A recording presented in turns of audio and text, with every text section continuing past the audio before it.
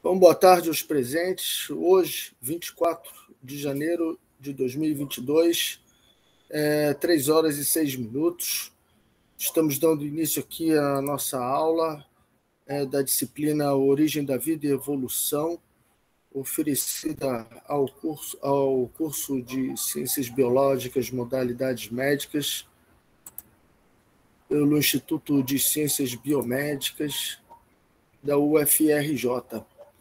Ok? Aviso aos participantes.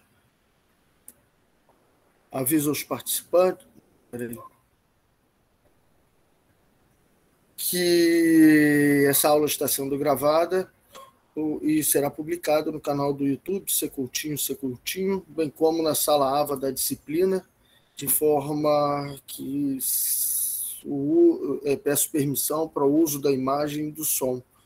Tá, ok? Quem estiver participando estará automaticamente dando autorização. Os que não quiserem, não tem problema, é só não participar nem com áudio, nem com visual, com as imagens, mas pelo chat, porque o chat não vai ser publicado. Tá, ok?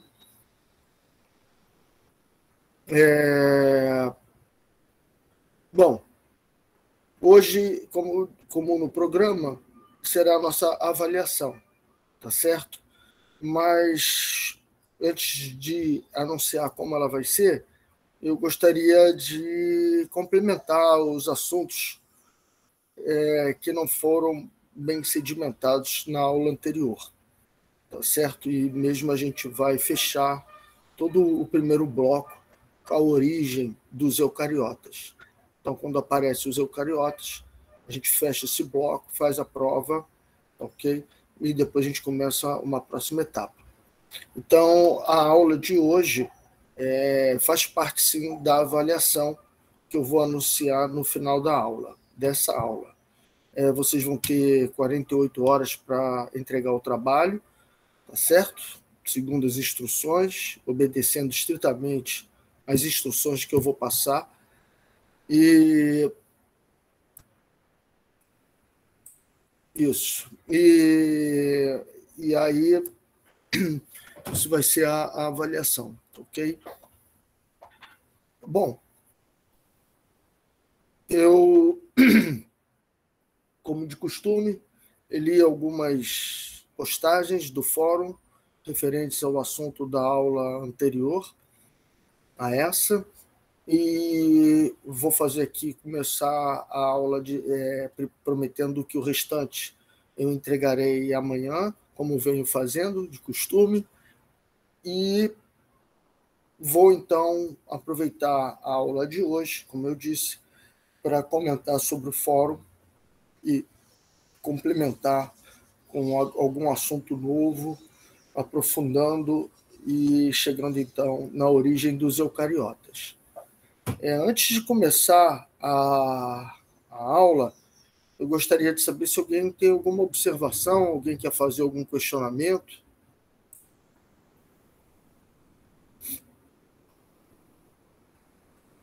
Professor, confirmando no AVA, consta... Deixa eu ver o chat. Consta a prova estará aberto de hoje, a partir das 3 horas, até quarta-feira, hoje é segunda, às 23h59. É isso mesmo? É isso mesmo. Alguma outra pergunta? Tá. Então vamos começar aí a relembrar. Então, como eu disse, eu li as primeiras postagens, umas 4 mais ou menos. Uma estava um pouco ruim, porque não mostrava muito domínio do assunto, misturando as explicações, passando informações como se fossem dogmas, sou obrigado a acreditar, sem mostrar um raciocínio lógico, mostrando que tudo está levando a aquele pensamento, ou que o desenrolar dos eventos, consequentemente e explicitamente, me levam a acreditar nesse ponto ou naquele ponto.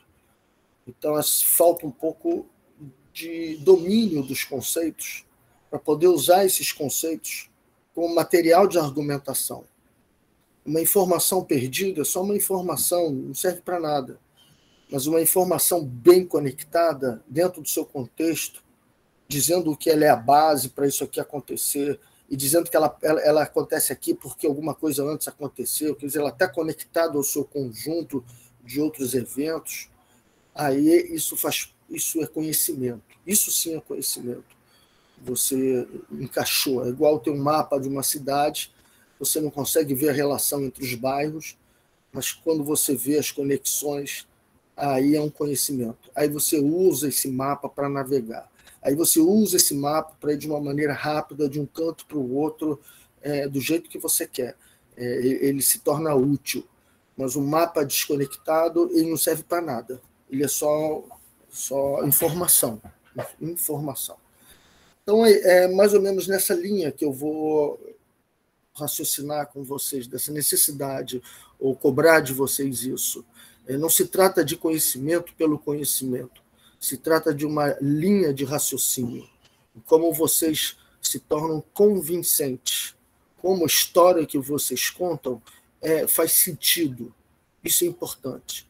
Então, a primeira coisa é, para que variabilidade?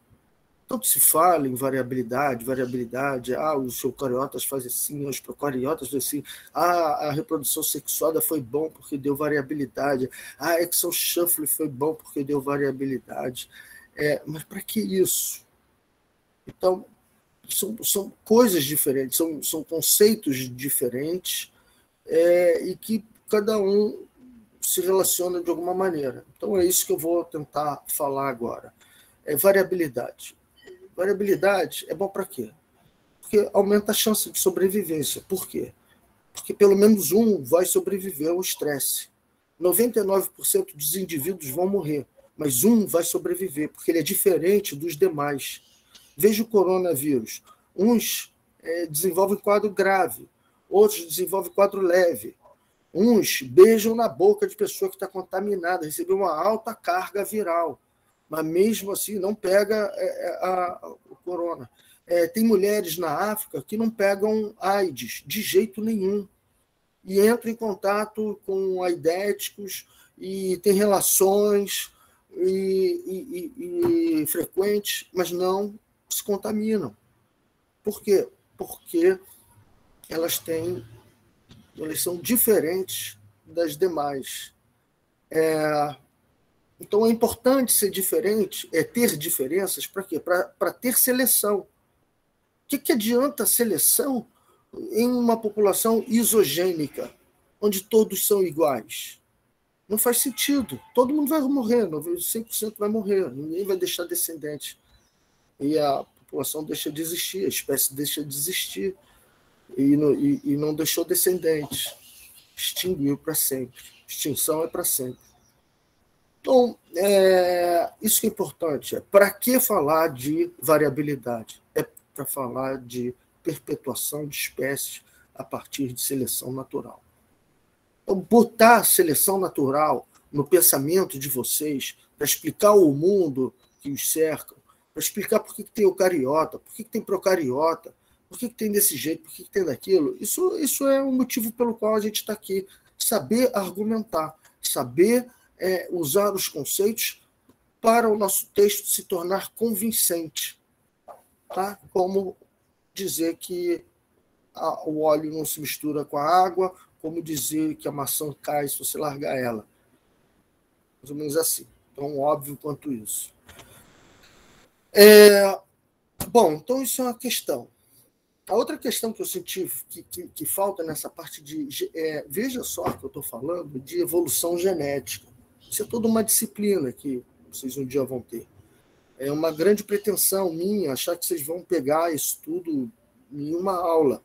Ou que eu vou ser um mega professor capaz de tornar isso tudo claro na cabeça de vocês em uma aula.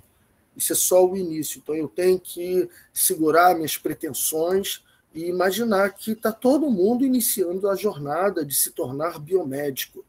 Então, isso é uma jornada longa, que é pensar como biomédico, pensar com as bases celulares, genéticas, evolutivas, para entender o mundo que te cerca, resolver problemas e dar opinião, formular parecer técnico, porque sabe o que está impactando no local.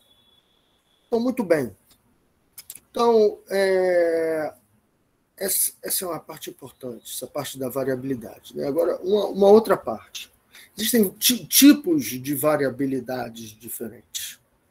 Por exemplo, eu falei que a reprodução sexuada provoca variabilidade genética. Por quê? Para quê? Para ter seleção. Sucesso da espécie. Ótimo, já entendi isso. Agora, como? Como? Aí teve um aluno que botou segregação independente dos alelos. Pô, perfeito, é isso mesmo. Mas será que esse conjuntinho de palavras faz um sentido na cabeça? Cria um cenário na cabeça de vocês? Então, vamos lá. Se eu vou fazer o meu gameta, que vai ser a próxima geração, eu posso pegar um gene que veio do cromossoma do meu pai, ou eu posso pegar um gene que veio do cromossoma da minha mãe. Quando eu vou pegar um outro gene para montar o meu gameta, que eu vou passar para o meu filho, eu posso pegar agora ou do meu pai ou da minha mãe. E se eu for pegar outro, ou do meu pai ou da minha mãe. Eu sempre vou ter o cromossoma do meu pai como doador daquele gene, ou o cromossoma da minha mãe como doador desse gene. Então eu tenho lá um baralho, cada carta vai ser um gene, e eu tenho 2 baralhos, eu tenho duas cartas iguais, e eu posso pegar desse baralho aqui, ou desse baralho aqui, desse baralho aqui, ou desse baralho para cada letra, cada número do baralho, da carta do baralho. Então, eu posso combinar diferentemente. Por isso, o meu irmão nunca vai ser igual a mim. Eu nunca vou ter um filho igual ao outro filho. Isso é variabilidade. Se um filho meu é alto e o outro é baixo, um vai ter mais chance num ambiente, outro vai ter mais chance em outro ambiente. Então, reprodução sexuada pega os genes que já existem numa população e montam indivíduos com combinações desses genes que já existem em uma população. Ninguém está inventando nada. Está só pegando o que já existe e combinando e falar, vamos fazer um indivíduo com esse bolo aqui, ó, com esse conjunto de genes.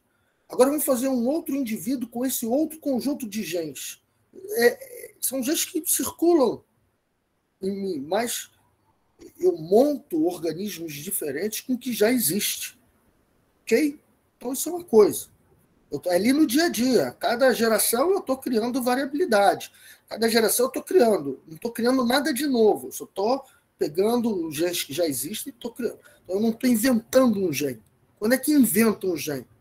Quando o crossing over fica desigual. Aí você duplica uma região. Em vez de uma, tem 2. Isso a gente chama de genes parálogos. Eles surgiram porque houve um crossing over desigual. Uma célula ganhou esse gene, outra célula ganhou de novo, veio do meu pai e da minha mãe. Quando eu fui montar o meu gameta, eu dei o gene do meu pai e o da minha mãe juntos, mas o outro ficou com 3 genes, o outro da minha esposa. Aí ficou com 3 genes. Era para ter só 2, agora eu fiquei com 3. Então duplicou. Duplicou. Então, criou variabilidade? Criou. Claro, criou. Um ficou diferente do outro. Um tem uma cópia extra. Mas eu posso contar que a população vai ficar diferente a cada crossing over desigual? Não. Isso são eventos raros que acontecem, que aumentam a chance de novos eventos virem a acontecer, novos genes. Então, a criação de algo novo. Eu dupliquei o que já existe. Mas é novo esse gene dentro da célula ali, funcionando. Então, é outra coisa. Aí vejam que, se eu tenho 2 genes iguais, começa a acumular mutação. De repente, um começa a ter uma função e o outro vai ter outra função. Então, um vai ser uma enzima que vai ser excretada, outra vai ser uma enzima que vai funcionar no lisossoma. Então, esse gene vai ser usado para digestão externa e esse gene vai ser usado para digestão interna, por exemplo. Então, são genes que já estão com funções parecidas, mas dentro da célula eles cumprem funções diferentes. Então, esse é para ser excretado, esse é para ficar aqui. Então, você começa a inventar novas funções, duplicando o que já existe, um mantém a função original e o outro está livre para inovar, para fazer algo novo. Ok? Então, isso é outra maneira. A outra maneira de você criar variabilidade, mas que também não dá para ser essa coisa de toda geração, não dá para ser direto, não dá para explicar tudo, como acontecendo diariamente, é o exon shuffling, que são os transposões, que são sequências de DNA saltitantes, que quando ela sai de um local, ela carrega um pedaço de DNA, quando ela se insere em outro local, ela junta dois pedaços diferentes, agora que ficaram juntos. Misturou os exons. Isso cria variabilidade? Cria. Mas são eventos raros, são erros, devem ser selecionados. Então, então, uma coisa é reprodução sexual, a outra coisa é exon shuffling, a outra coisa é duplicação de genes. Tá certo? São mecanismos que vão criando coisas diferentes, situações diferentes, genes diferentes, mas cada um com a sua peculiaridade, sua maneira de acontecer e com a sua função. Um é reprodução sexual, para os meus filhos ficarem diferentes uns dos outros, não ter competição. O outro é para misturar genes que já existem. O outro é para que um gene vire dois, para ter novas funções. Isso tudo vai aumentando a complexidade. Outra coisa também diferente é splice alternativo. Eu tenho um gene lá, vou fazer um RNA mensageiro desse gene. Então, vou pegar um exon, vou misturar com. Vou usar 2 exons só e vou fazer uma proteína. Agora, eu vou fazer outra proteína usando 3 exons. Então, eu posso ter 2 proteínas a partir do mesmo gene, usando esse RNA mensageiro ou usando esse RNA mensageiro. Isso acontece em alguns genes. Não posso explicar toda a variabilidade com splice alternativo. Não, isso é uma peculiaridade de alguns poucos genes só para aumentar a diversidade. Então, isso é outro conceito que tem que ser entendido, que é separado dos demais. Vocês serão biomédicos. Vocês entrarão no mundo da genômica, no mundo da proteômica, no mundo da comparação de sequências de DNA. Todos esses conceitos que eu estou falando aqui são básicos para se entender a genética molecular e, obviamente, a evolução dos genes, que é o nosso tema aqui. A origem, diversidade, novas funções e eventual morte de um gene, quando vira um pseudogene. Certo? Então, são conceitos diferentes. Ainda tem uma outra maneira de se criar variabilidade, né? Assim, com diferentes níveis. Já falei do cross. Especiação. Se você tem, são genes ortólogos. Quando você tem uma população, os genes fluindo de um indivíduo para o outro, reprodução sexuada, misturando os genes que vieram do pai, que vieram da mãe, a população está lá, sempre, a cada geração, novos machos, novas fêmeas se encontram, misturam, e cada gene tem sua frequência lá, tá? 90% da população tem esse gene, só 10% tem essa forma desse gene aqui. E assim, todo o genoma da população está lá, cada indivíduo tem seu genoma, esse é um pouquinho diferente desse, está todo mundo lá, uma certa frequência de alelos. Muito bem. Aí, tem um isolamento. Essa população não consegue mais conversar com essa outra população, não consegue mais cruzar. Os machos daqui não encontram as fêmeas daqui e vice-versa.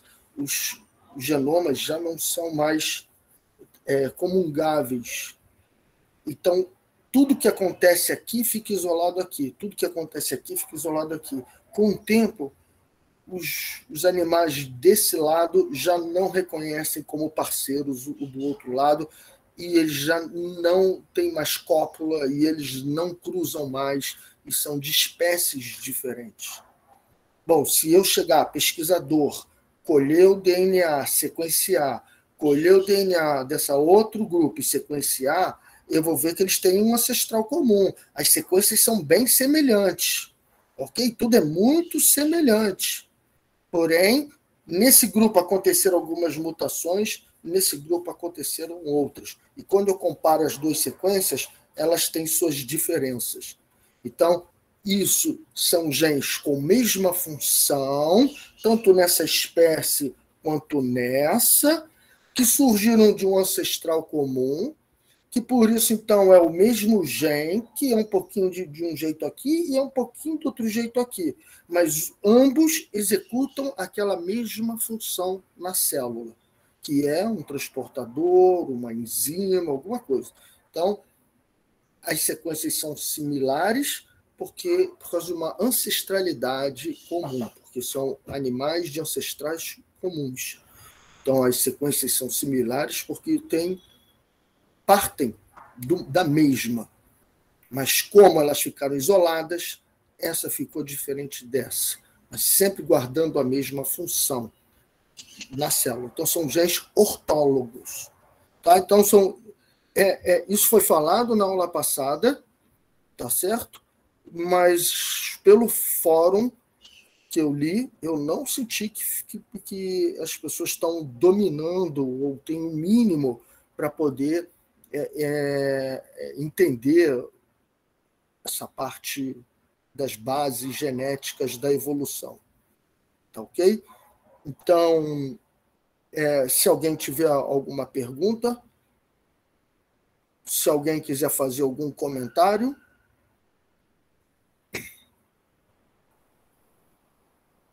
Tá, muito bem. Indo dentro dessas ideias de evolução molecular, tá certo? Eu gostaria de deixar mais claro algo que eu iniciei na aula passada e que eu vi pelo fórum que não ficou legal e que eu preciso complementar também dessa parte de evolução genética, que é o conceito de evolução neutralista. Então, eu vou explicar isso. E junto com evolução neutralista, eu vou tentar explicar como a seleção natural também faz parte dessa maneira de enxergar a evolução dos genes. E, uma vez explicando a evolução neutralista, a seleção natural e tudo mais, vai ficar mais claro, espero eu, esse é o meu objetivo, deixar claro porque no genoma existem regiões conservadas, regiões variadas e regiões hipervariadas. Ok? Então, nesse sentido, vamos imaginar que o nosso genoma é, na verdade, um mar de DNA entre genes. Apenas algumas ilhas desse oceano são codificantes. Então, repetindo, os genes estão diluídos no genoma. Existe muito mais região entre gen do que região codante, que está codificando o RNA mensageiro. Por quê? Porque tem várias explicações, mas basicamente porque a organização dos genes é usado no controle da informação, a maneira como você vai empacotando, e a distância dos genes é importante, a maneira como você vai empacotando. Isso é uma outra questão. O que interessa aqui, na verdade, é dizer que se a DNA polimerase, a enzima que fabrica DNA, cometer um erro, Muito provavelmente, esse erro vai cair numa região entre genes, porque tem muito mais região entre genes do que região codificante, que codifica gene. Se um A for trocado por um T, se um G for trocado por um C, ou se alguma deleção, ou se alguma inserção, se alguma substituição acontecer nessas regiões entre genes, isso não vai causar efeito nenhum na seleção natural. É extremamente neutro. Então, por isso que, conforme o tempo vai passando, em que as gerações vão passando, mutações vão se acumulando nessas regiões. E como não há uma pressão seletiva, essas mutações acabam se tornando 100% na população por simplesmente uma questão de que um grupo vai morrendo, o outro vai aparecendo, e vai havendo uma deriva da frequência de genes na população. Ou seja, essas mutações vão se acumulando sem que haja a perda do indivíduo, sem que haja um insucesso do indivíduo, sem que ele seja eliminado. Ou seja, por exemplo, você tem 10 indivíduos na população. Vamos supor que caiu uma barreira, 9 morreram. Só sobrou você e mais sua parceira. Então, as mudanças que você tem agora vão ser 100% da população. Você agora é o representante. Então, todas aquelas variações vão desaparecer. Então, vejam só que coisas, às vezes, que estão presentes em alguns indivíduos podem, no futuro, vir a ser 100% da população. Isso pode acontecer. A frequência dos alelos pode se tornar 100%, ou seja, fixou na população. Essa mudança foi fixada na população. Então, mudanças são fixadas na população de uma maneira neutra, simplesmente por uma flutuação normal. Alguns alelos fixam, outros perdem. O que estava fixado perdeu. Agora é um outro que tem uma mutaçãozinha ali. Bom, entretanto, se cair dentro de um gene, essa mutação pode ser que dê problema. Se ela cair num intron, não vai dar problema nenhum, vai ser neutro também. Se cair no exon, bom, pode mudar o aminoácido. Mas nem sempre trocando uma base no DNA vai modificar um aminoácido na proteína. Então, mais uma vez, pode não causar diferença nenhuma. Porque trocando o A pelo C não foi suficiente para mudar a arginina por um outro. Continua sendo arginina. O DNA mudou, mas o resíduo de aminoácido no local vai ser o mesmo.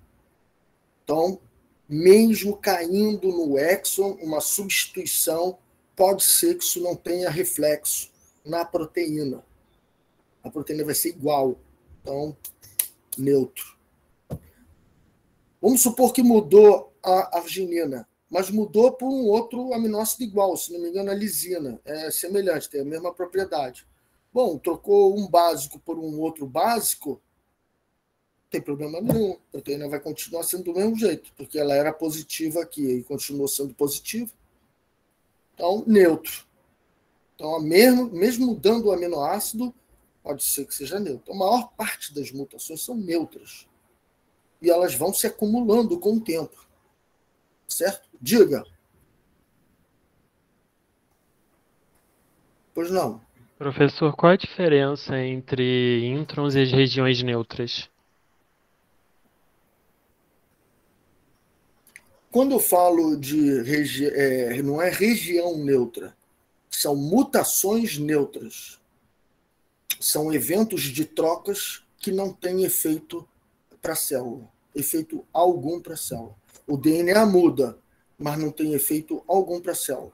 Então, essas regiões que, mesmo mudando, não vai causar efeito nenhum no que é codificado, no comportamento, são, por exemplo, regiões entre genes. Então, ali talvez causa diferença na célula. Mutação no intron, também não vai ter. Mutação na primeira casa do triplete, também não vai ter problema nenhum. Desculpa, na terceira casa.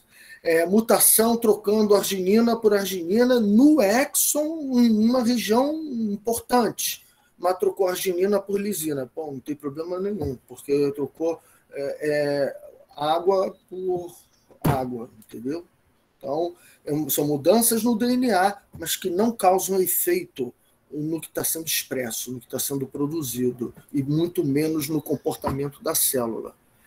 Então, vejam que quando você pega uma sequência de DNA e você analisa, você tem que saber, isso aqui é um exon ou é um intron, ou nem faz parte de gene? Faz parte de exon. Tá. Então, cadê os códons de 3 em 3? Estão aqui. Aí eu vou comparando as sequências dos diferentes animais, dos diferentes organismos. Vou vendo. Sempre aqui, ó, quando tem mudanças aqui, olha, não muda a proteína. E veja que a parte que está variando é esse terceiro código aqui, ó, porque não muda a proteína.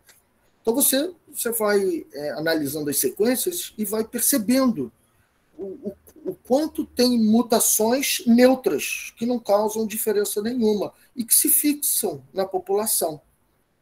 Tá?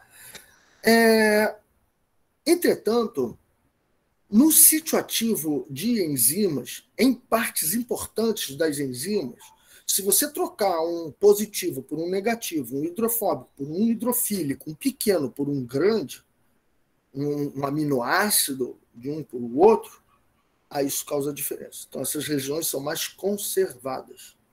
Então, quando você olha comparações de sequência, você vai ver, olha, essa região aqui, olha, está conservada. Está todo mundo aqui codificando a mesma sequência de aminoácidos. Eu olho aqui a sequência de aminoácidos codificada por essa sequência de DNA desse bicho. O outro bicho tem essa sequência ortóloga aqui, codifica o mesmo pedaço de proteína, mesmo pedaço. O outro bicho, mesmo pedaço. Esse mesmo gene, outro bicho, mesmo pedaço. Sempre a mesma sequência de aminoácidos. Por isso é uma região hiperconservada. Por que ela é conservada? Aí é que está, não é só aguardar, tem região variada e região variada. Eu não estou interessado se tem regiões variadas e tem regiões conservadas. Eu estou interessado em interpretar isso. Por que existe isso? Como isso foi chegar aí?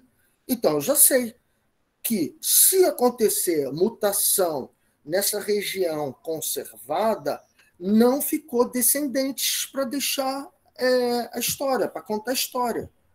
Todos os animais que eu vou pegar uma amostra do sangue, vou sequenciar esse gene, eu vou ver que nessa região todos os animais têm a mesma sequência. Por quê? Porque quem mudou não deixou descendentes. Isso que interessa, como você relaciona com seleção natural. É saber que as regiões hipervariadas são variadas porque não tem pressão seletiva. Porque não tem ninguém ali para eliminar quem mudou aquilo. O animal não vai sofrer diferença nenhuma se mudar, então ele não vai ter pressão seletiva. Agora, e nas regiões que são conservadas? São conservadas porque todos os animais têm igual. E por que todo animal tem igual? Porque quem resolveu mudar não deixou descendentes. Por que não deixou descendentes quem resolveu mudar aquilo? Porque isso era uma parte do sítio ativo da enzima que perdeu atividade, o cara ficou diabético, com problema de reprodução, não reproduziu, não deixou descendente, e por isso você não encontra mais ninguém que seja descendente de mutações que aconteçam nessas regiões do genoma. Tá? Então, é preciso correlacionar seleção natural, por que algumas regiões têm variabilidade, por que outras não, e como correlacionar isso com a evolução dos animais e daí em diante. Tá legal? Por que a mutação na região do DNA que não é gene é neutra? Porque isso não é uma região que está codificando nada. Que mudança a célula vai ter se trocar um A pelo um C, um T pelo G, numa região que não codifica RNA mensageiro? Essa mutação vai ficar ali. E se 90% das pessoas morrerem e só ficar 10%, e você for um desses 10%? Nossa, esse alelo que não serve para, ou essa mutação que não serve para nada, agora vai ficar em 10% da população. Subiu para caramba a representatividade dela perante a população. A gente tem que ver quando é que uma mutação se fixa na população. O que é uma mutação se fixar na população? É quando 100% dos indivíduos daquela comunidade tem naquela região do DNA esse mesmo resíduo, esse mesmo A, seguido de um T, seguido de um G e outro G de novo. Então, essa sequência de DNA está 100% nos indivíduos de uma população. Mas isso pode acontecer sem seleção positiva, sem que isso seja positivamente selecionado, simplesmente por uma deriva genética, chama genetic drift, ou deriva genética, que é o conceito que vem por trás disso.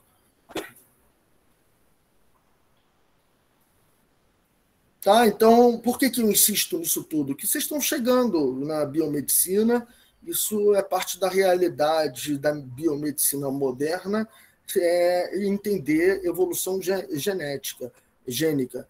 E vocês vão ter genética molecular, e um dia vão saber usar o computador para comparar sequências e dali começar a interpretar similaridades e diferenças entre sequências, criando diferentes estratégias de análise. Entendeu? O próprio PCR vai estar envolvido com isso, sequências conservadas, forense, DNA forense, e essa história de falar, é o DNA da vítima. Diga. Professor, essas regiões entre os genes que você estava falando, elas vão ser no exon? Não. Não. Um gene está aqui. Nesse gene, eu tenho uma região promotora, um exon, um intron, outro exon, outro intron, outro exon. Isso é um gene. Um gene é feito de região reguladora e exons e introns intercalados. Geralmente os exons são pequenos e os introns são gigantescos. Aí tem outro exon, outro. Então, o gene, na verdade, não é desse tamanho. O gene, na verdade, é desse tamanho aqui. Tá legal? Com pequenos exons lá dentro. Muito bem. Isso é um gene. Agora, o quão distante está este gene do seu vizinho? Você bota aí 10 quilômetros. Se o DNA fosse da espessura de um barbante, ele iria do Rio de Janeiro a São Paulo. Tudo dentro de 1 metro de uma bola. Um barbante que vai do Rio a São Paulo. Aí você tem um gene, 1 quilômetro, outro gene, 5 quilômetros, outro gene, 10 quilômetros, outro gene. Agora, a distância entre um exon e o outro no mesmo gene, você bota aí 100 metros, 200 metros, aí é a distância entre os exons.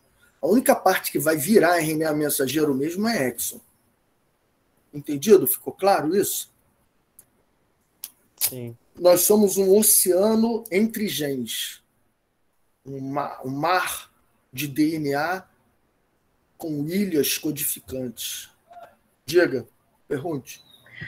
Professor, então quer dizer que essas mutações não vão causar mal algum, até mesmo nos genes, desde que não seja na parte hiperconservada? Então pode causar mutações nos genes e não fazer mal algum. A maior parte das mutações são neutras. A gente vem com esse conceito do ensino médio de que toda a diferença que tem no DNA dos indivíduos é fruto de uma seleção natural positiva. Não é. Não é. A gente comete muito erro no DNA e a gente vai causando mudanças no DNA o tempo todo. A nossa sorte é que grande parte acontece fora do gene. Quando acontece num gene, a maior parte é no intron. Quando acontece no exon, a maior parte não muda o aminoácido.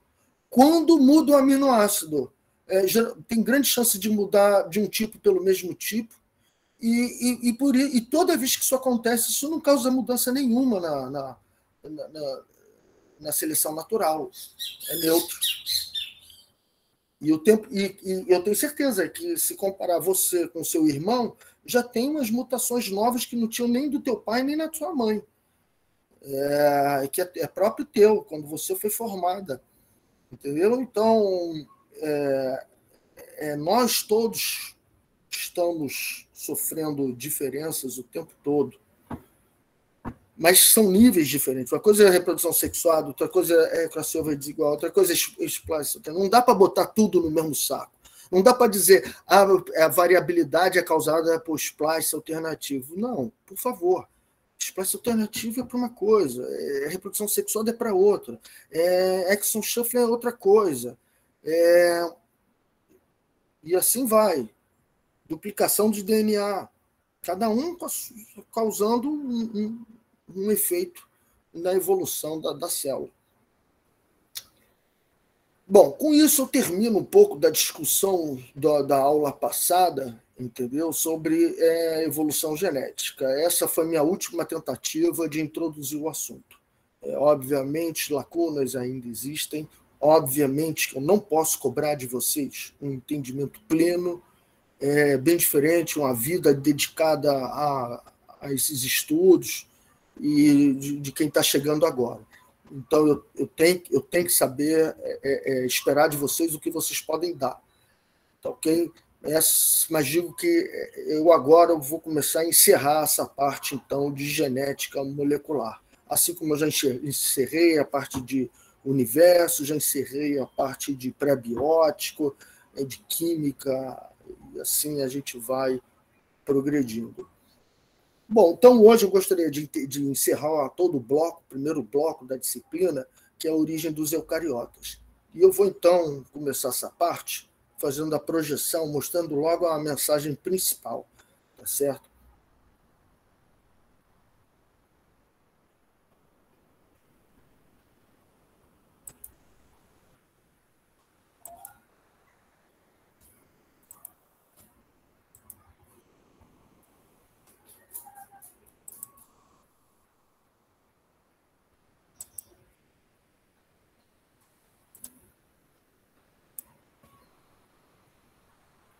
Só para terminar, né? Não aguento, mas isso é o sítio ativo de uma enzima grudando no DNA. Vejam como essas hélices fazem parte da proteína, que é, na verdade, um conjunto de aminoácidos. Os aminoácidos possuem uma parte variada voltada para o lado de fora. E essa parte variada está representada com cores, azul e vermelho. Então, é a arginina, é a tirosina, é a glicina, é a asparagina. E está aí a posição que ela ocupa. É o resíduo número 31, que vem depois do resíduo 25, que vem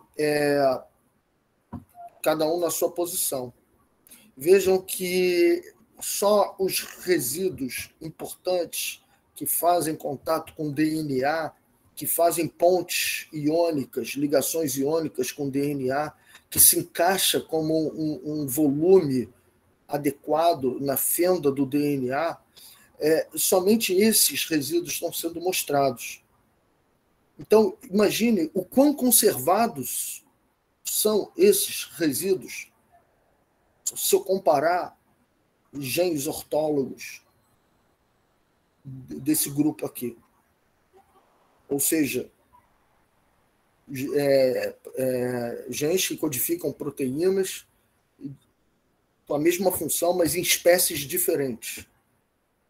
Então, mesmo sendo a espécie A diferente da espécie B, toda a arginina 31 vai estar ligando aqui, toda a tirosina 25 vai estar ligando aqui. Então, por mais que as espécies sejam diferentes, essa proteína tem sempre esse papel, por isso ela vai ter sempre esses resíduos nessa posição, não pode mudar. Quem mudar não vai deixar descendente. Seleção natural atua aqui para conservar esses resíduos nessas posições, porque eles fazem parte do segredo da fechadura. É a chave que encaixa ali direitinho. Se mudar isso, perde a função. Então, por isso que aqui é hiperconservado. Por isso que isso aqui não muda. Por isso que todos os animais têm esses mesmos resíduos nessas mesmas posições. Tá? Bom, mas não é nem isso que eu queria falar. Eu queria falar, na verdade, da origem dos eucariotas. Isso aqui foi uma apresentação que eu fiz hoje de manhã, por isso que eu me atrasei, mas que fala de um assunto semelhante. Então, eu trouxe aqui algo que é bem interessante. Esse é o Bacillus subtilis. Ele é uma bactéria. Vejam que ele está executando um programa genético. Veja que ele está usando os seus genes de uma maneira sequencial. Quando eu uso genes de maneira sequencial, que dá um efeito à célula, por exemplo, formar esporo, isso aqui se trata de um programa genético, com estágio 0, 1, 2, 3, 4, 8. E em cada estágio, eu sei quais são os genes que estão sendo necessários. Então vejam que mesmo procariotas controlam a sua informação gênica, controlam programas de uso da informação genética, programas que são módulos, módulo de fazer esporo, liguei, acionar módulo fazer esporo, dei um gatilho, apertei o botão, os eventos vão começar a se desenrolar automaticamente, programadamente, até nascer um esporo pronto. Saber usar informação genética é importantíssimo para qualquer organismo, porque permite ele ter respostas aos estresses, às pressões ambientais. Então, se a gente está falando de origem dos eucariotas, a gente está falando em origem dos programas genéticos. Já é comum isso em procariota. Procariota já sabe fazer o uso sequencial da informação genética. Então, isso foi uma característica herdada dos nossos ancestrais.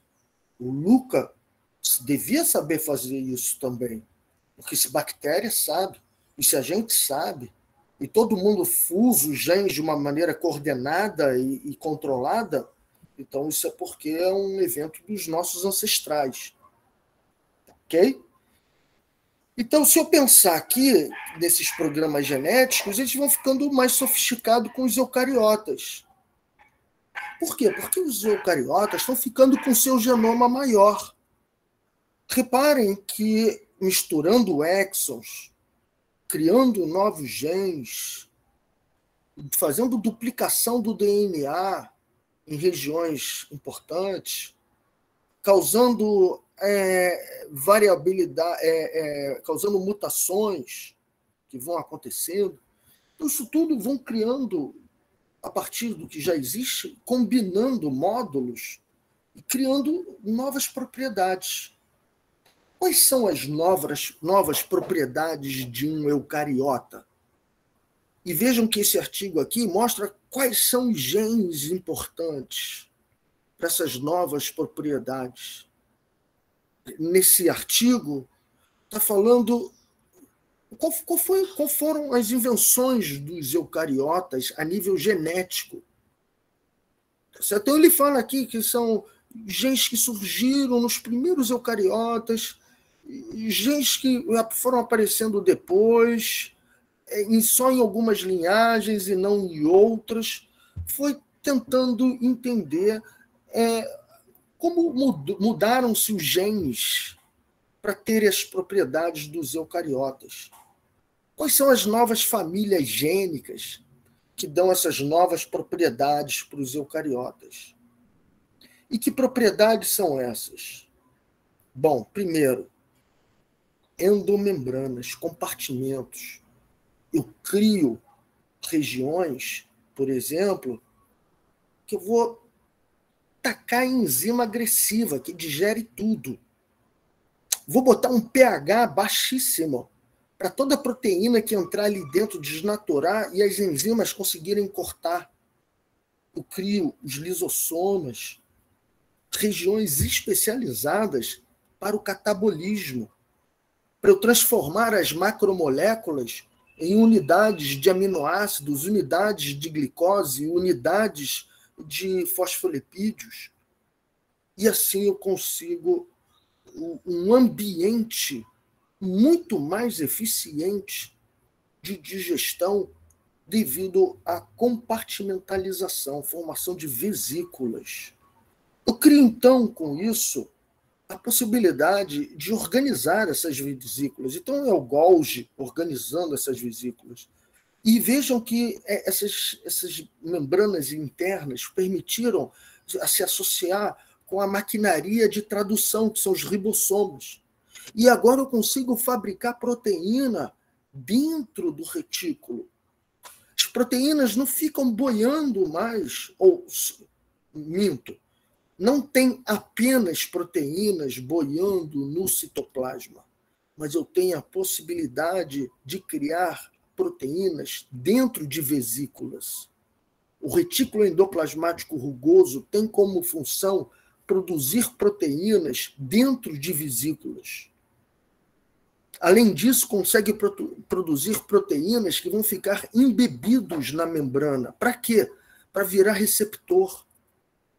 Olha só que bacana eu poder agora criar um monte de receptores e direcioná-los para a membrana celular, ou não, quero direcionar para o lisossoma, ou não, quero direcionar para outra organela, como o calciosoma, como vesículas de estocagem de glicogênio. Então eu posso agora criar proteínas que vão ficar controlando entrada e saída de cada compartimento, o que é um grau de sofisticação muito maior comparado aos seus competidores bacterianos, procariotas. E melhor, a possibilidade, como eles estão fazendo fagocitose, pinocitose, como o mundo era cheio de micro-organismos, como eles se alimentavam de bactérias, fagocitando, algumas bactérias conseguiram sequestrar, virar parasita, e virar um parasita, endoparasita. Só que a célula, para se adaptar a esse parasita que está consumindo, a célula meio que produz uma resposta para dar equilíbrio, para ficar equilibrada. Até o ponto que esse parasita já é tolerado. E quando um parasita começa a ficar tolerado, por exemplo, nós temos o Toxoplasma gondii que vive no nosso cérebro e a gente tolera ele vive na gente e ninguém fica maluco, ou pelo menos aparentemente. Então, protozoários, às vezes, até vivem nos nossos tecidos, e a gente nem sabe, e se tornam parte da gente. Então, quando o parasita começa a se tornar tolerável, eu começo a contar com ele. E esse que é a mitocôndria, e tem vários indícios que eram procariotas, as mitocôndrias, porque tem seu DNA próprio, tem sua maneira de produzir proteína, tem seu código próprio, entendeu? Então, ele é quase que independente, mas se integrou com a célula. Com o tempo, a célula começou a contar com ele, com a mitocôndria, porque dava uma produção extra de ATP e NADH, e a gente já viu que isso é importante pra caramba, ter bastante NADH e ATP. Ainda mais agora, um aumento da complexidade, que eu tenho uma série de proteínas para produzir, que o gasto energético é muito maior, e que eu preciso ter um DNA gigantesco e produzir muito DNA cada vez que vai duplicar. Então, a mitocôndria é que garantiu o sucesso dos eucariotas. Os eucariotas conseguiram ficar mais complexos porque tinham essa carga extra agora de ATP e NADH. O que era um parasita foi tolerado porque, de alguma maneira, ele extravasava ATP e NADH e estava servindo para a competitividade desse novo ser. Então, vejam que foi uma grande vantagem ser eucariota naquela época, uma grande novidade. E eu, por último, destaco ainda uma última novidade que, para mim, é uma das principais, que é o citoesqueleto. O citoesqueleto agora vai ser a ferramenta que a célula precisava para se organizar de uma maneira mais complexa. O formato dela agora vai ser ditado pelo citoesqueleto. Não é mais pela carapaça externa que faz uma parede celular. Ela agora não é mais redonda ou parecendo uma ameba deslizando sobre um substrato. Não. Agora ela tem o seu formato próprio, assim como um circo tem seus mastros que dão forma àquela tenda gigante. E se eu tenho mastros dando forma, eu vou precisar de amarras também. Então eu tenho os microtúbulos e tenho os microfilamentos de actina e miosina. Microtúbulos fazendo os vergalhões, os filamentos de actina puxando e contraindo e mantendo no lugar. E tem os filamentos intermediários, que são típicos de cada tipo celular, podem variar, e que também estão envolvidos com o formato e a função da célula. Além dessa possibilidade de eu criar uma região com flagelo, uma região diferente da outra região, ou seja, uma célula polarizada, uma célula que navega nessa direção e não navega na outra. Além do citoesqueleto conseguir dar essa organização das estruturas na célula, esse citoesqueleto também serve de esteira rolante. Uma organela se prende nela e é conduzida até um canto da célula. Existem proteínas que carreiam, parece uma pessoa andando, carregando uma carga. Depois tem filmes mostrando isso.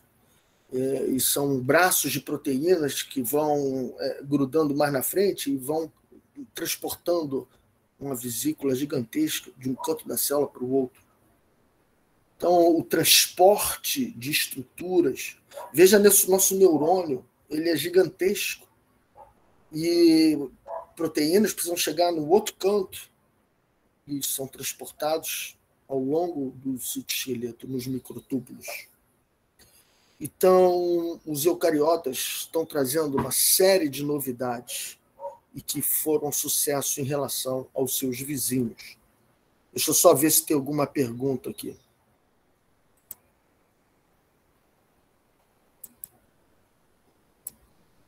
Alguma pergunta? Não. Então, vamos continuar.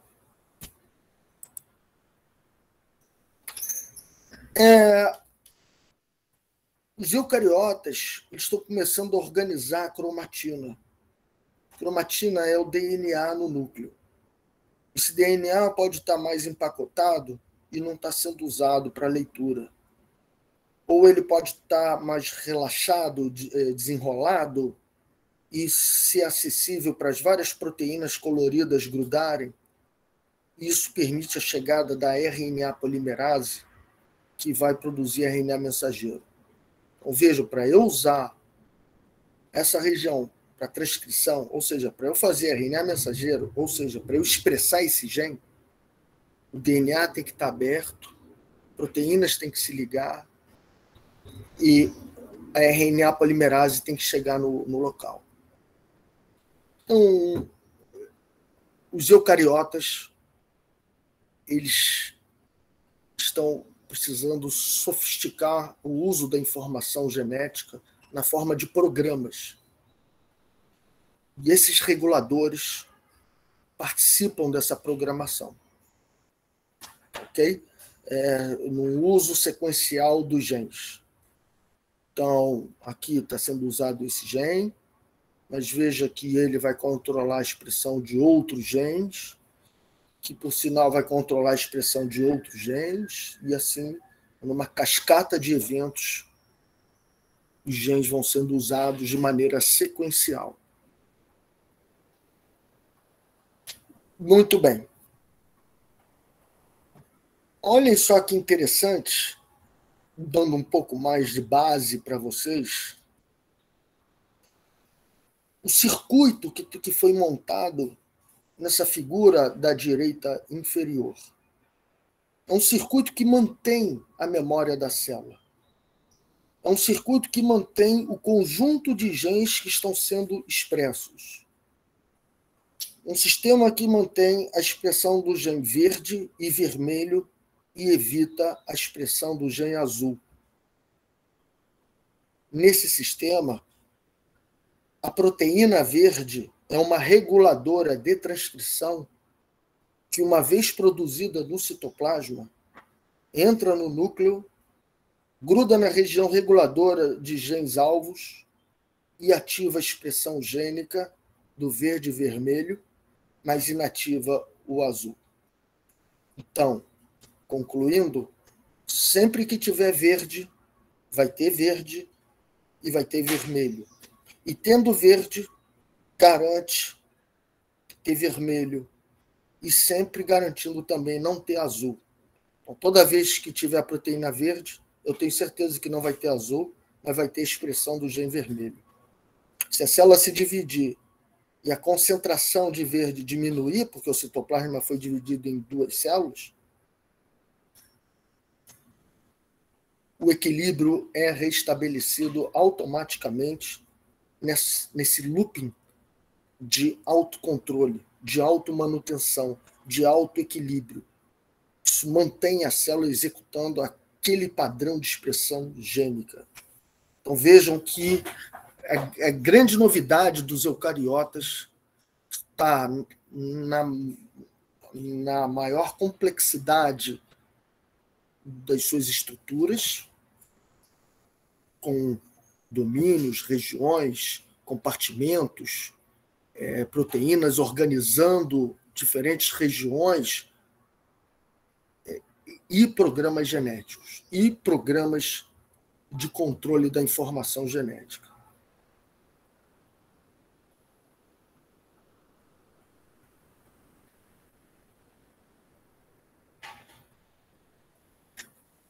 Está uma diversidade de formas que é encontrado hoje em dia só num grupo de eucariotas, que são os ciliados, os protozoários ciliados.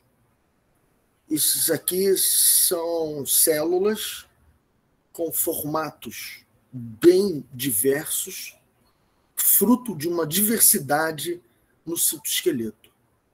E graças à diversidade no citoesqueleto, que é causada essa diversidade de organização do formato das células. Se vocês acharam essa diversidade de formato de célula surpreendente, olhe essa. Isso são protozoários planctônicos que têm essa morfologia, esse formato. Eles são assim mesmo. Isso não é nenhum desenho artístico e nenhuma fruto de imaginação. Isso é fruto de um esqueleto interno da célula. São a maneira de organizar o esqueleto, ok? Mas que envolve sílica, não envolve o citoesqueleto, mas é só uma ideia. Aqui eu tenho um outro exemplo de protozoário eucariota que executa uma programação genética bem interessante. Ele tem uma forma ameboide e ele pode mudar a expressão gênica, acionar uma outra programação, muda o citoesqueleto, muda a organização das estruturas no citoplasma, a célula se torna polarizada, ou seja, o lado esquerdo é diferente do lado direito, sendo que um lado tem flagelo e ela deixa de escorregar pelo chão, pelo substrato, e passa a nadar. A Naegleria tem essa capacidade de controlar a informação genética, o uso dela, para executar programas que mudam a morfologia, mudam a função, mudam o comportamento. Então, vejam que isso é muito mais sofisticado do que um procariota. Ainda dentro dessas programações bem interessantes, tem um grupo de protozoários que se chamam coanoflagelados. Esses coanoflagelados, eles têm um momento flagelado e tem um momento ameboide. Mais uma vez, mudando a expressão gênica, mudando os genes reguladores, chegando numa memória e mantendo aquele equilíbrio, ou desfazendo aquele equilíbrio do uso dos genes de um autocontrole de retroalimentação positiva e entrando num outro programa com outra expressão gênica, que dá outra morfologia, que permite explorar outros nichos e que torna mais competitivo esse protozoário, porque ele pode explorar diferentes nichos, porque ele tem informações genéticas para isso, para modular a sua forma e o seu comportamento. Então, isso são novidades que foram selecionados porque dão competitividade, tornam o animal mais complexo, torna o protozoário mais complexo, torna ele com mais sucesso. Então, eles podem viver de vida livre, eles podem formar colônias, podem mudar de forma flagelada para forma ameboide, pode viver em grupo, isso dá uma vantagem, viver em grupo. É mais uma propriedade que emerge juntando várias unidades do que já existe, e você tendo aumentos de níveis de organização, com novas propriedades aparecendo. Então, os eucariotas estão aumentando a sua complexidade, porque isso é vantajoso, isso está levando à junção de esforços, isso está levando à origem dos multicelulares. Então, na nossa próxima aula, a gente vai estar falando já de origem dos animais, porque a gente já está vendo todas as novidades que foram aparecendo nos eucariotas. Antes de passar aqui para os animais, eu chamo a atenção para essa ameba. Ela é uma ameba de vida livre, tá? Ela é uma ameba que, quando está faltando comida, ou a situação está ficando difícil, elas secretam um atrativo e todas convergem para um ponto de maior concentração desse atraente. E uma vez todo mundo se reunindo, eles vão agora fazer meiose, reprodução sexuada, e fazer esporo. Vejam que está sendo acionado um programa genético onde envolve comunicação entre as células, resposta coordenada do grupo, fruto a esse estímulo que veio do estresse. E como resposta ao estresse, está sendo formado esporo, que é resistente, que fez meiose, reprodução sexuada. Vejam que na origem da reprodução sexuada, ela está associada a uma resposta ao estresse. Por que reprodução sexuada é a resposta do estresse? Porque esse programa de fazer meiose está sendo acionado justamente nesse momento. Porque gera indivíduos diferentes com capacidade de sobreviver ao estresse presente. Então, essa é a estratégia de sobrevivência, gerar variabilidade através da reprodução sexuada. E isso é desencadeado justamente no momento de estresse. Então, vejam aqui que a célula navega, a célula se comunica, a célula que está no centro faz meiose, a célula que está na periferia faz a base, cada uma executando uma expressão gênica diferente de acordo com a quantidade de sinal que está recebendo. Que sofisticação! Diferentes respostas dependendo da quantidade de vizinho que tem em volta dele, quantidade de sinal que está recebendo. Isso é o Dictyostelium, é um Myxomyceta, que está aí na fronteira de fungos com ameba. Mas eu posso ter uma outra ameba aqui bem interessante. Ela navega, ela resolve labirinto, ela acha o local onde tem moléculas atrativas. E ela resolve o labirinto indo atrás da região mais concentrada desse atrativo. Isso é quimiotactia.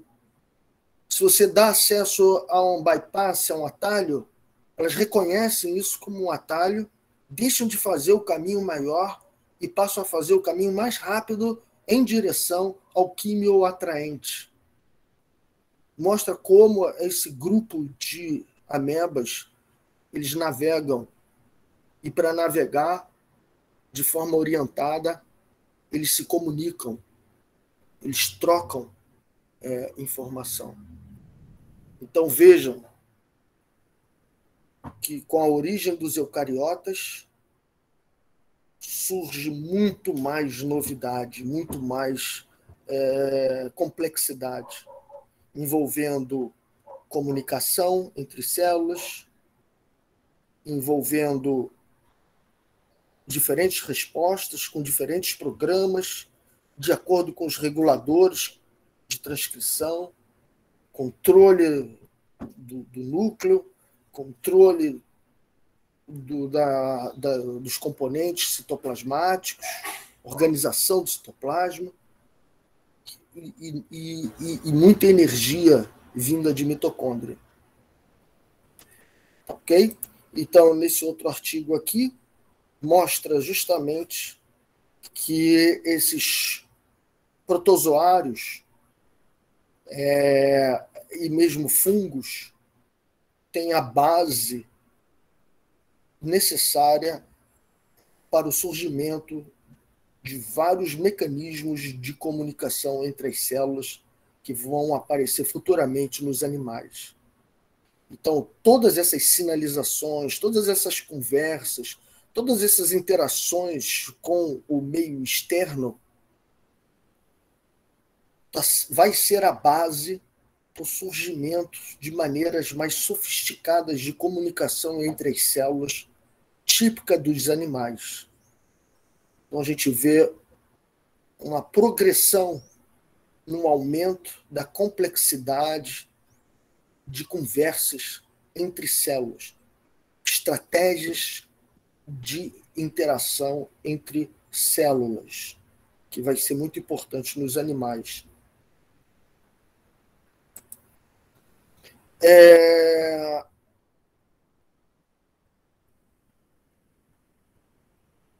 Então, para terminar a aula de hoje, eu termino com essa árvore filogenética que mostra o grau de parentesco dos eucariotas. A gente tem aqui os primeiros eucariotas surgindo e eles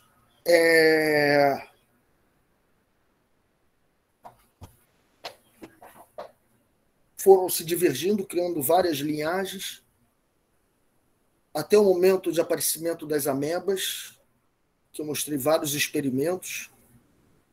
dos fungos.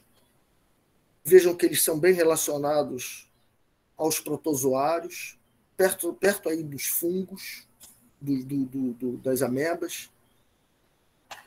E o mais interessante é que, a partir desses coanoflagelados, é que foi o ancestral dos animais. Foi a partir de colônias de coanoflagelados que surgiram os animais. Ok? Então, isso é só... Agora, eu não mostrei o principal da aula, que eu estou me lembrando agora, que é a grande novidade da aula. Eu não tinha mostrado. Então, eu trago para vocês essa apresentação aqui, ó, que é a identificação de um intermediário arqueia eucariota. Um organismo que foi o ancestral dos eucariotas. Sabe o Luca, que era um procariota, extremófilo? A partir dele surgiram os eucariotas.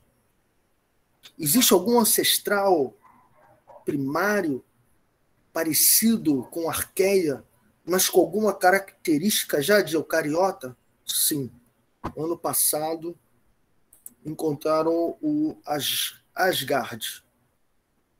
Tinham encontrado o DNA dele, achavam estranho, porque era metade de eucariota, depois começava pedaço de procariota, e depois era outro pedaço de eucariota. Era meio que algo meio híbrido. E isso motivou mais busca, até o ponto de conseguirem isolar o organismo, sequenciar o genoma dele e realmente comprovar que ele é uma arqueia com características de eucariotas. Que características são essas? Bom, ele não tem mitocôndria, ele não tem núcleo definido mesmo, tá certo? Mas ele tem citoesqueleto, coisa que bactéria não tem, procariota não tem citoesqueleto. E ele começa a ter endomembranas, tem um sistema rudimentar lá de vesículas, ele produz vesículas dentro dele. Ele é um eucariota, ele é um intermediário, muito semelhante a uma arqueia, mas com algumas características de eucariotas, como citoesqueleto e endomembranas. E ele vive no oceano com esses grandes tentáculos, boiando. De vez em quando gruda alguma coisa nele, ele vai lá e se alimenta. Então, é assim que ele se alimenta, grudando detritos, grudando coisa nos seus tentáculos. Ele tem esse citoesqueleto que organiza o citoplasma dele com esses tentáculos, e assim ele vai capturando e se nutrindo de micróbios. Tá certo? Então, isso foi uma grande novidade, porque mostra justamente que somos todos ancestrais do Luca. Isso, mais uma vez, nos bota com o mesmo ancestral em comum do Luca, o Asgard. Quem quiser uma discussão mais detalhada sobre esse assunto, a referência está aí, e isolamento de uma arqueia na interface entre eucariotas e procariotas. Tá? Bem interessante esse artigo. E outro, de divulgação. O ancestral de eucariotas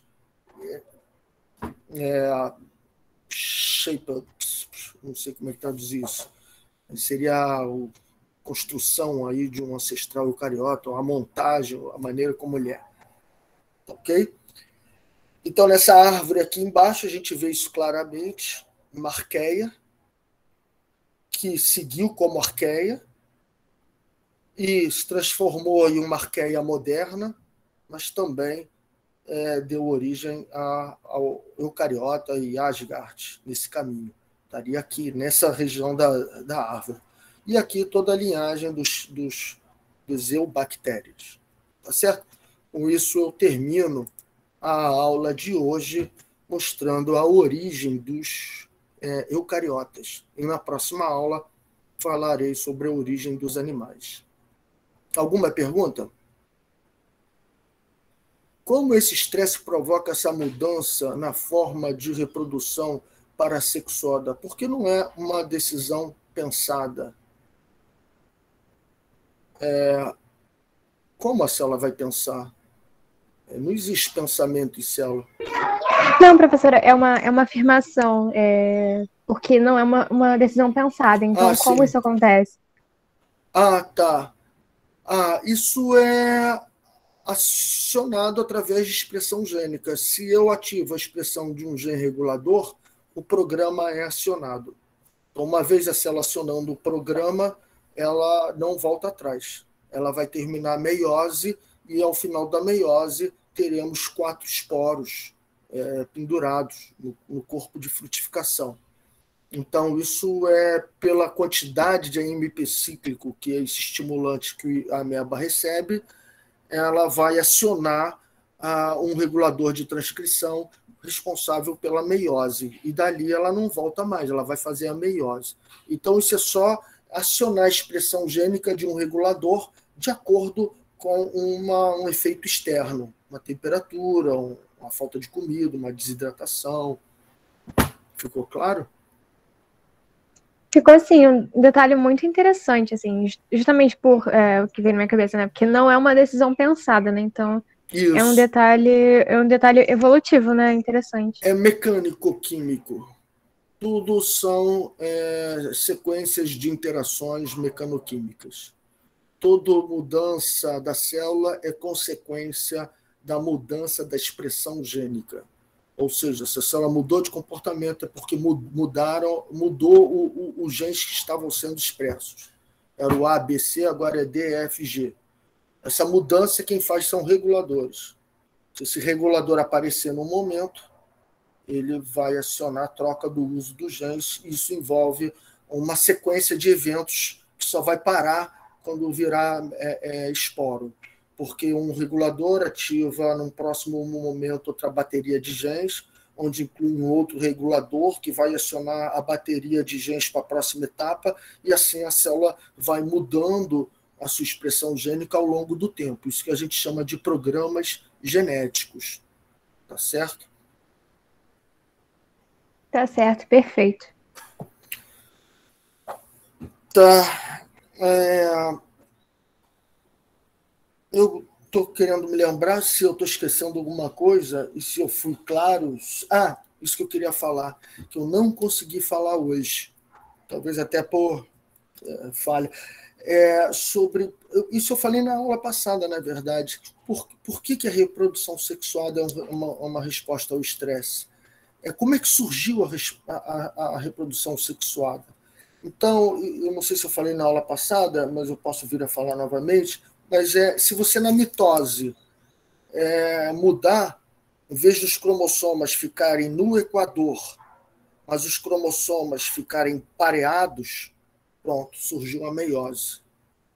A primeira divisão da meiose é porque, em vez dos cromossomas ficarem no equador, eles parearam, os homólogos parearam. O número 1 do meu pai com o número 1 da minha mãe. O número 2 do meu pai com o número 2 da minha mãe. O número 3 do meu pai com o número 3 da minha mãe. O fato de um cromossoma do meu pai ficar junto com um outro cromossoma homólogo da minha mãe, isso faz com que, na primeira divisão, eu tenha uma divisão reducional. Um grupo de cromossomas vai para uma célula e outro grupo de cromossomas vai para outra célula. Eu diminuí pela metade. Essa célula ou vai ter cromossoma 1 do meu pai ou vai ter o cromossoma 1 da minha mãe. Se essa célula tiver o cromossoma 1 do meu pai, com certeza a célula do lado vai ter o cromossoma 1 da minha mãe. Se o cromossoma 2 for da minha mãe nessa célula, a outra célula, o cromossoma 2 é do meu pai. E assim, foi porque os cromossomas resolveram parear. Por que os cromossomas pareiam? Isso são sistemas de reparo de DNA. Toda vez que um DNA vai ser reparado, eles botam 2 DNAs juntos para um servir de molde para o outro e poder consertar a diferença. Então, se eu juntar um programa de reparo de DNA num programa de ciclo celular, eu vou juntar cromossoma na prófase. E vou fazer agora a divisão reducional. Como o cromossoma do meu pai estava duplicado, a segunda divisão meiótica é separação de cromátides.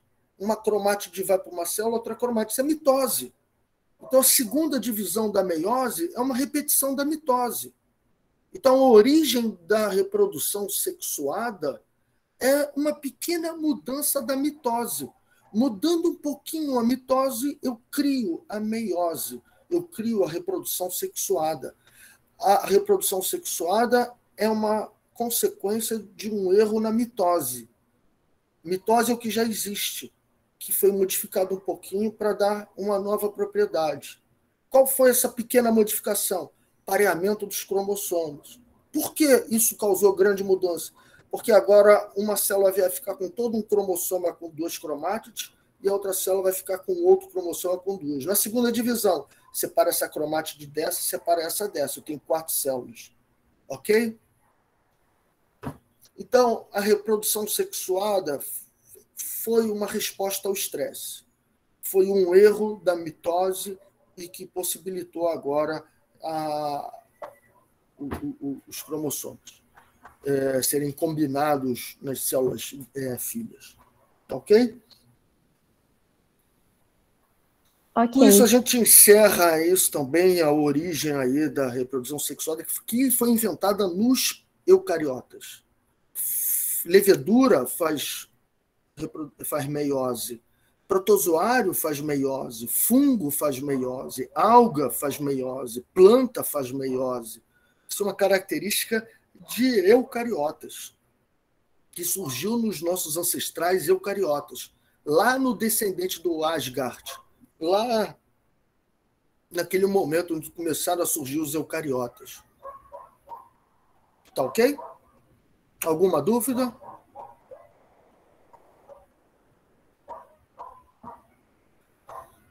Tá mudo mesmo ou vocês não estão... ou tá ruim? Ou entenderam? Eu estou ouvindo direitinho, professor. Não sei os outros. Tá, então tá. Então, eu acho que chegou o momento de falar da prova, né? Podemos falar da prova? Por mim, sim. Tá, então tá. A prova eu vou deixar anotado no AVA, vou deixar direitinho todas as instruções. Vou abrir uma janela de tempo para postagem, para vocês fazerem upload do arquivo. E é muito importante, é fundamental que esse trabalho seja feito à mão. Depois você tira uma foto e manda para mim. Tá ok? Então vocês vão até usar o computador para trabalhar e tudo, pode fazer do jeito que você quiser. Mas na hora de me enviar, monta numa cartolina, monta num conjunto de papel, tira a fotografia. Se tiver muito de longe, tiver tudo muito pequenininho, não tem problema, tira uma fotografia grande daqui, uma grande daqui, e depois você manda que eu junto isso tudo. Tá legal? Por que disso? Porque se alguém estiver copiando o trabalho de outro aluno, pelo menos vai aprender na hora que estiver copiando. Não é um copy-paste simples, pelo menos vai ter o trabalho de lá e botão. Tanto faz. Para mim, o mais importante é que seja a mão. Isso que é importante. Que eu vejo que foi você que escreveu e que botou. Mesmo que você esteja copiando, pelo menos eu sei que você está fazendo trabalho ali. Tá legal? Professor. Oi. Boa tarde. No próprio AVA já tem algumas... acho que não tem instrução específica, né? Mas tem alguns PDFs, eu não sei se foi do período passado, quanto à questão da avaliação. Mas se eu vai explicar agora como vai ser?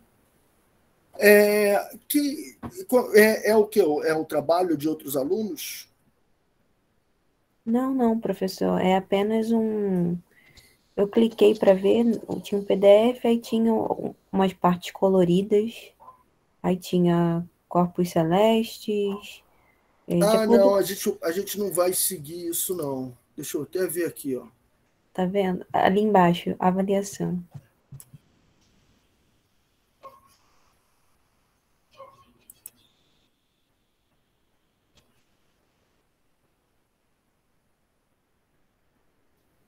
Tá. Não, a gente não vai seguir isso, não. Eu vou até tirar, porque isso aqui eu peguei do ano passado. Eu vou modificar isso, tá? Tá bem.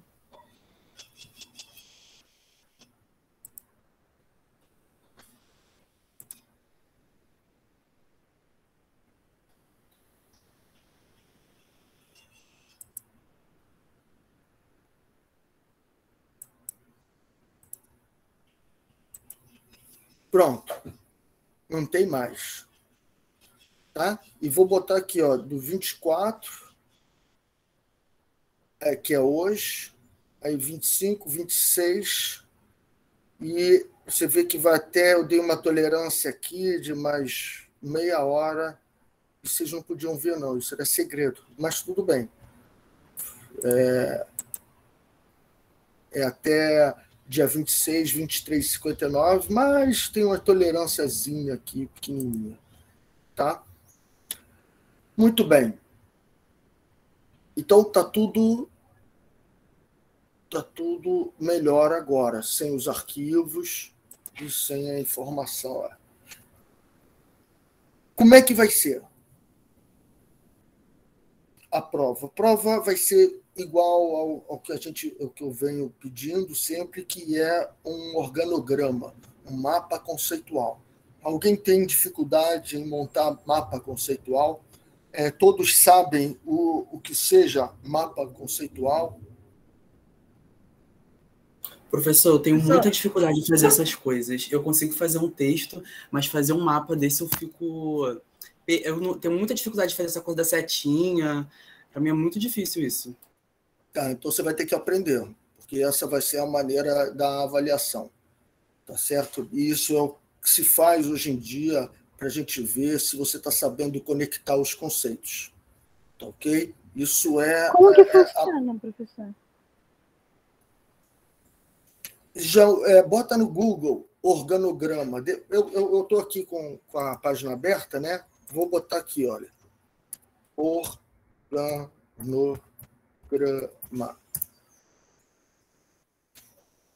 Tá vendo?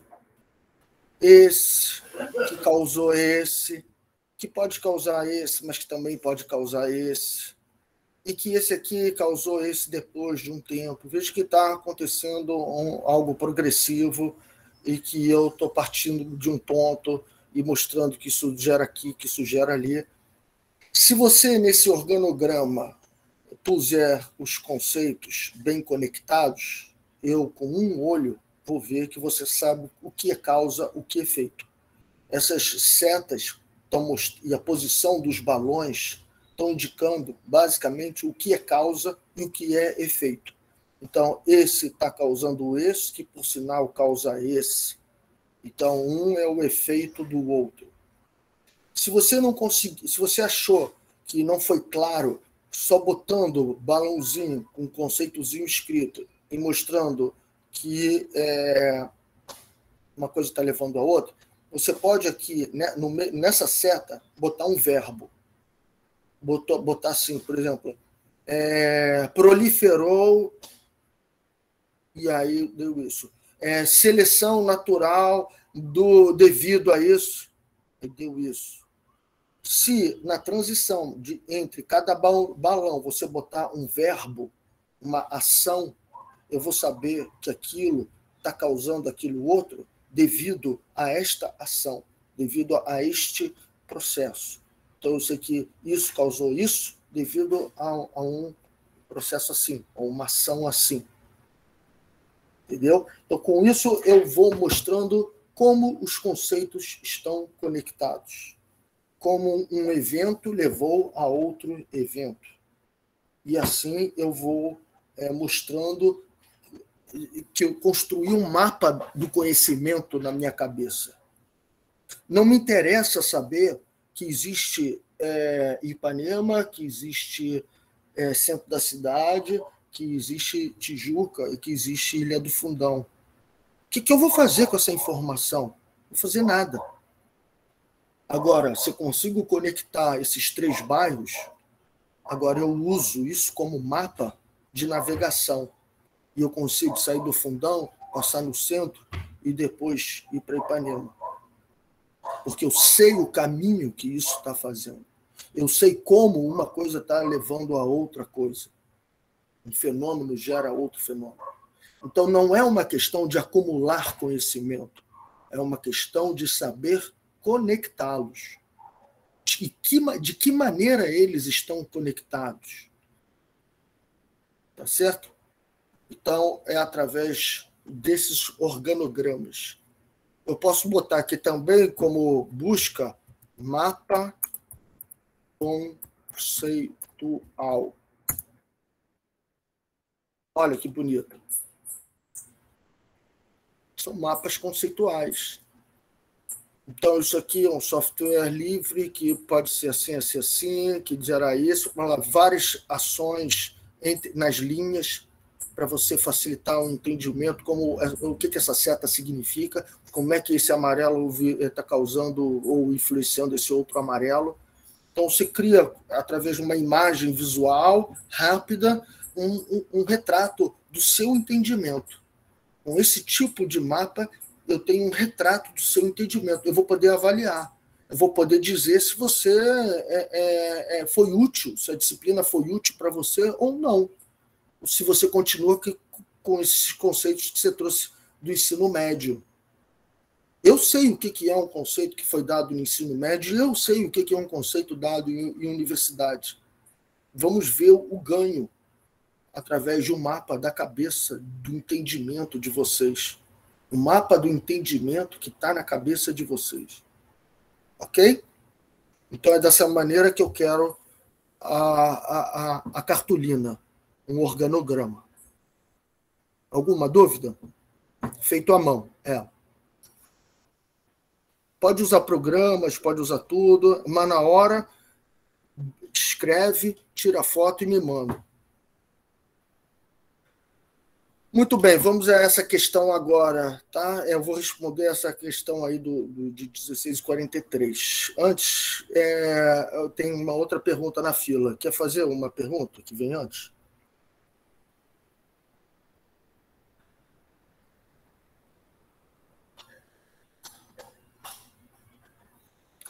Eu vou dizer daqui a pouco como é que foi.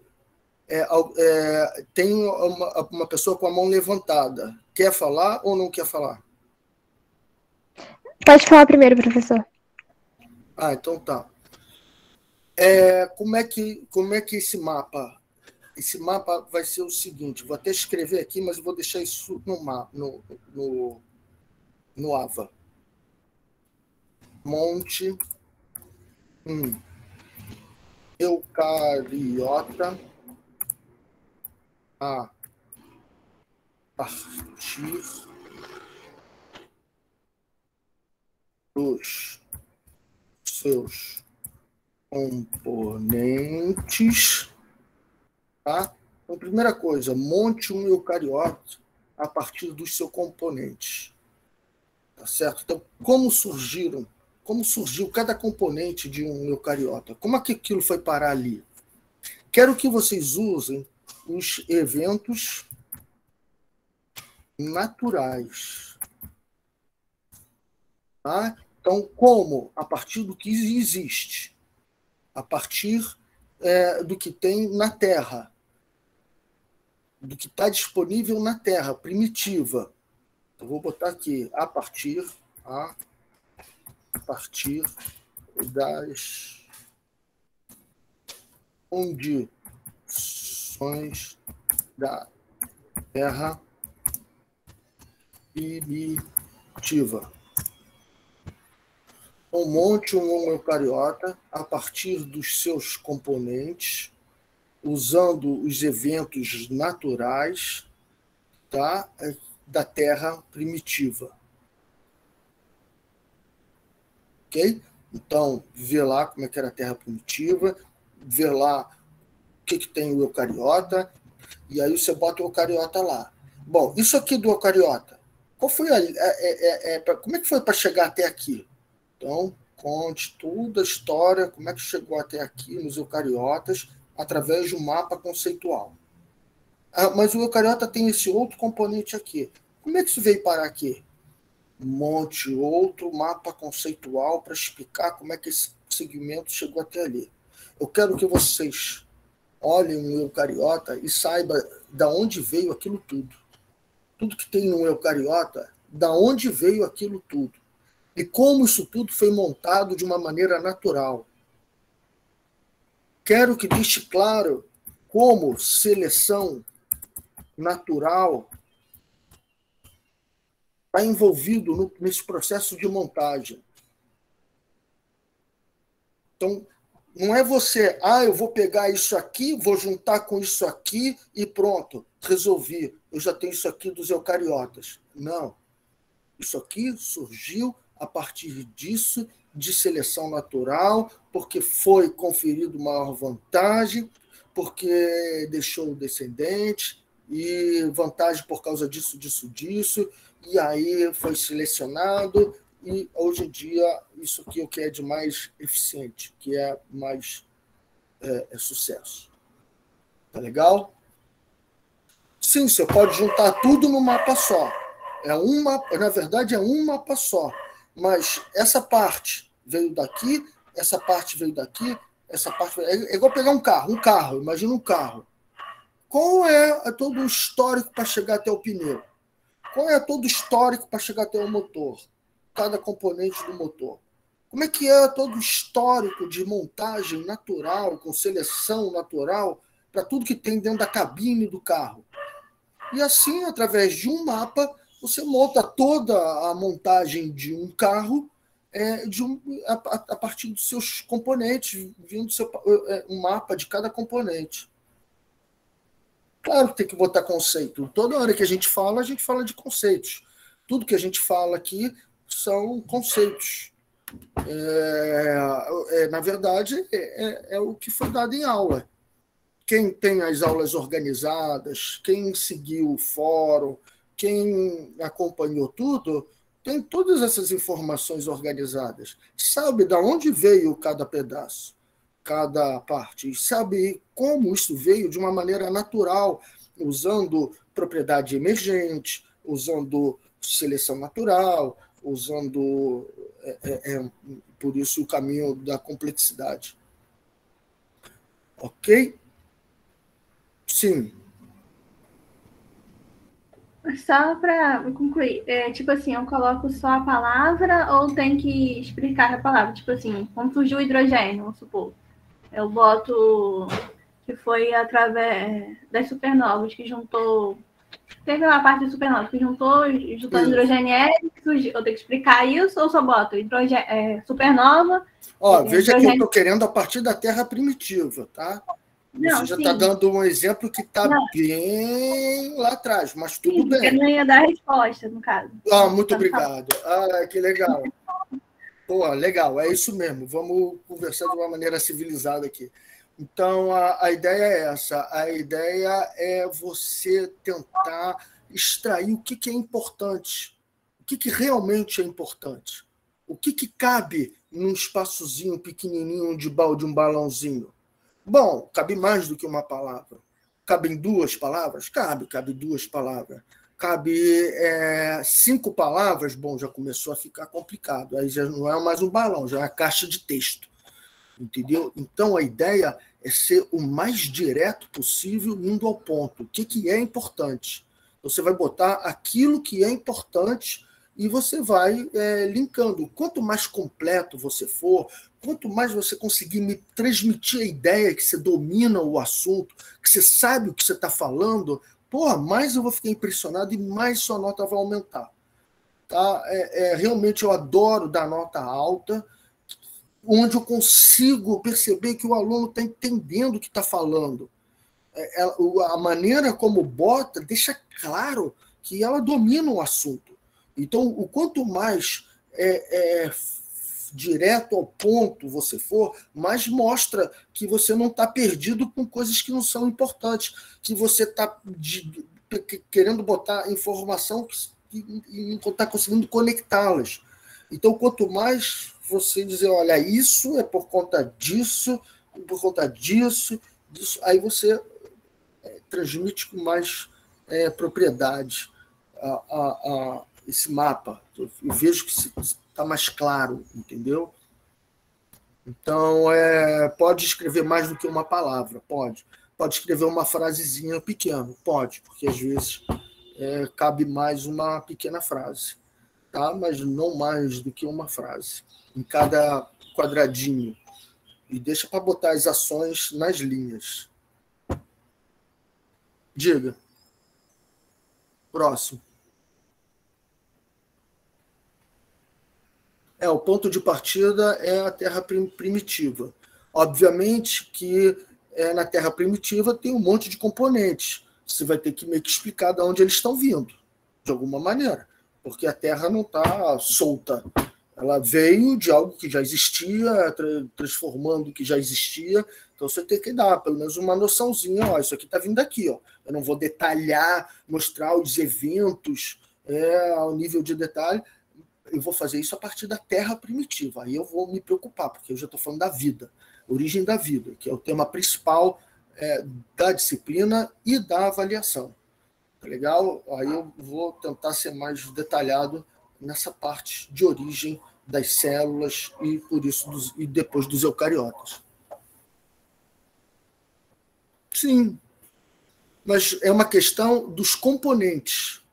É importante localizar que componentes que tem no universo, ou na Terra, ou no Sol, ou seja, onde for, que vai participar ou ter uma influência sobre a origem da vida.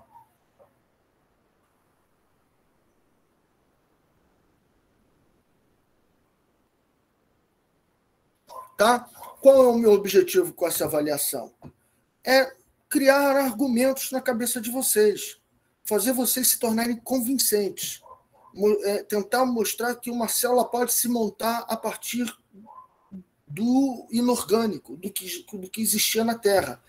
Se vocês me convencerem que uma célula pode ser montada a partir do que já existe, obedecendo aquelas leis de se tornar mais complexo, seleção natural, propriedade emergente, mas se vocês dominam isso, vocês vão fazer a célula surgir de uma maneira natural e simples e convincente. Então, essa é a maneira de vocês organizarem as argumentações, organizarem as ideias para que tudo fique coerente, não seja assim mágico. Não quero nada mágico, nada que se transforma de repente sem saber de onde veio e para onde vai. As coisas têm uma base, por que elas estão acontecendo. Quanto mais você mostrar que sabe por que as coisas estão acontecendo, maior vai ser a nota da sua avaliação. Ok?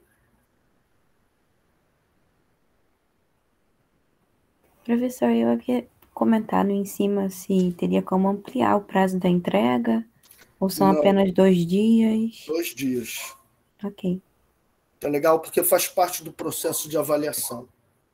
Só quem tem as informações organizadas vão conseguir usar rápido. Quem tiver que assistir todas as aulas em 48 horas vai ter muito mais dificuldade de gerar um trabalho. Então, com isso, eu estou favorecendo quem está organizado, quem tem tudo anotado e quem tem condições de responder de uma maneira rápida, como eu venho sempre assinalando e ressaltando da importância de organizar esse mundo de informação que a gente vê em cada aula.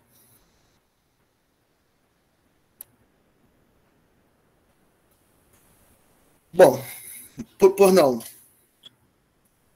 Qual o tamanho da cartolina? Você que escolhe. Não é uma questão de tamanho da cartolina, é uma questão de quantas fotos você vai tirar. Quanto maior o trabalho, mais fotos você vai ter que tirar. Em vez de você me enviar uma foto, vão ser 2, em vez de 2, podem ser 4, pode ser 10, depende do tamanho da sua cartolina. Então, não tem problema ser cartolina grande, apenas tem que estar legível. E para ser legível, a foto tem que estar de perto. E se eu tirar foto de perto, eu vou ter que tirar mais de uma, vou ter que tirar várias.